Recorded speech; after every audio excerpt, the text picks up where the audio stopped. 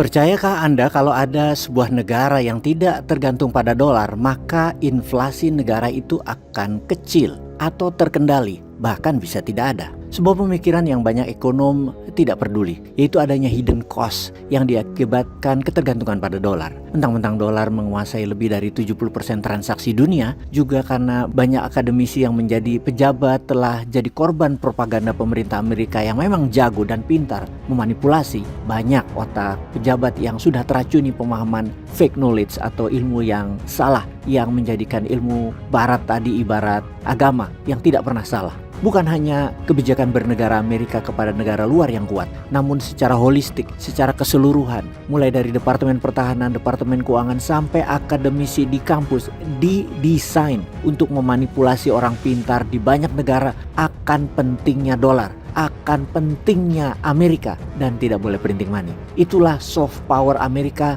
dalam currency, digabungkan dengan hard power, kekuatan menekan pakai militer dan premanisme, misalnya memelihara teroris, sampai bisa mengubah doktrin Islam dipakai untuk membuat sesama Islam perang yang menjadi senjata tekan Amerika ke banyak negara. Sehingga kalau orang yang ber-IQ 78 disuruh mikir dan dibuka informasi beginian, disangka kita halu, disangka kita ngayal. Padahal IQ 78 memang gak bisa mikir dikit aja, gak bisa. Mikir bahwa kalau mau belok kanan, sen geser ke kanan supaya lampu kanan nyala kelap-kelip agar bisa mengerti. Ya enggak lah. Sulit IQ 78 percaya bahwa dolar itu nggak penting. Dolar itu manipulatif. Bahkan menteri dan akademisi sudah sakau, sudah mabok dolar. Tergila-gila sama dolar. Sama seperti para orang yang bertampang Timur Tengah pakai sorban, ngaku keturunan Nabi, pakai bahasa Arab, pakai tradisi Arab, jalan digiring kayak petinju keluar ring mau tanding. Dipuja, dibuatkan drama,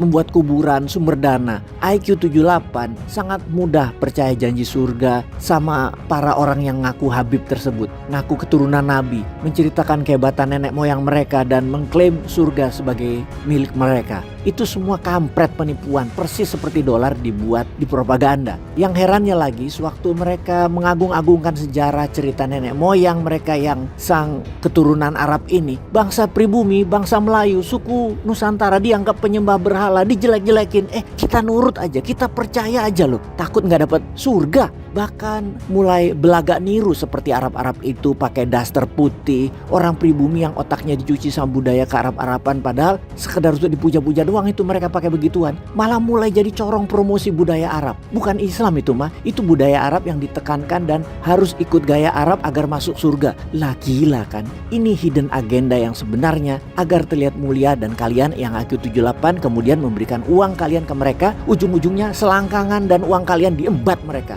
Jadi kembali ke topik, setelah misu-misu budaya manipulatif tadi yang dibawa oknum yang mengatasnamakan agama, apa hidden cost dolar yang tidak diungkap atau jangan-jangan akademisi juga nggak tahu, yaitu dolar pengekspor inflasi. Bagaimana maksudnya Amerika mengekspor atau mengirim inflasi ke seluruh dunia? Yaitu dengan uang dolar yang dicetak dipinjemi ke seluruh dunia, terutama negara yang tidak bisa mengelola neraca perdagangannya yang selalu defisit, seperti negara mana ya? Dan juga negara yang tidak bisa membuat uang dari usaha produktif sehingga defisit dan impor. Dan pastinya gak berani printing money karena sudah didoktrin akan inflasi, maka lebih baik pinjam dolar. Padahal dolar Amerika berbasis printing money dari angin, kosongan juga. Selain dari meminjamkan dolar Amerika, juga belanja ke negara-negara tersebut, Amerika membawa pulang tembaga, minyak bumi, gas alam, emas dari negara seperti Konoha. Dan juga beli barang yang rakyat Amerika butuhkan. Amerika dapat barang, negara lain itu dapat secuil kertas. Lalu apa yang terjadi kemudian setelah 30-40